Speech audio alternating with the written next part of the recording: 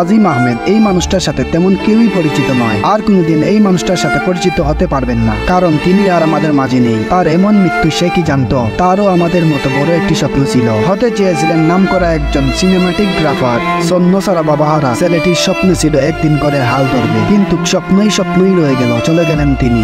দর্শক, আজিমের সাথে এমন কি হলো? চলুন মূল ঘটনায় চলে আসি।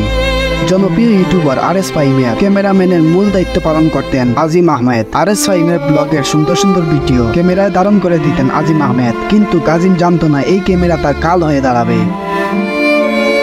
আরএস ফাহিমের একটি ব্লগ ভিডিও শুট করতে সিরাজগঞ্জ পৌঁছেছিল তারা। সিরাজগঞ্জের শুটিং শেষ করে হোটেলের দিকে ফেরার সময় গাড়ির সানরুফে দাঁড়িয়ে ফাহিমের ভিডিও ধারণ করে দিচ্ছিলেন আজিম আহমেদ। এসএস রোডের পুল পাড়ি দেওয়ার সময় একটি লোহার বারে প্রচন্ড গতিতে আঘাত পায় আজিম। গাড়ির সানরুফে দাঁড়িয়ে থাকার কারণে মাথায় ও বুকে প্রচন্ড আঘাত পায় আজিম।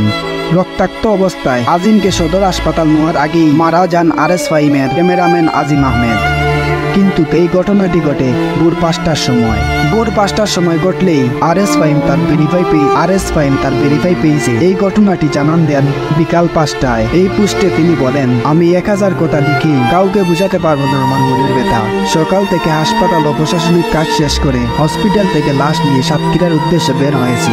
আরএস ফাহিমের এই পোস্টে সিরাজগঞ্জের এক লোকাল সাংবাদিক কমেন্টে বলেন, একটু লজ্জিত হন, আপনি সকাল থেকে পলাতক ছিলেন, আমরা 15 থেকে 20 জন সাংবাদিক ছিলাম, থানায়, হাসপাতালে, মর্গে, কোথাও আপনাকে পাওয়া যায়নি। মৃত্যুক আপনি সোশ্যাল মিডিয়াতে এসব সংবাদ দেন, আপনি রিসোর্টে ঘুমিয়েছিলেন। দর্শক, আজিমের মৃত্যুতে আমরা খুবই শোকাহত।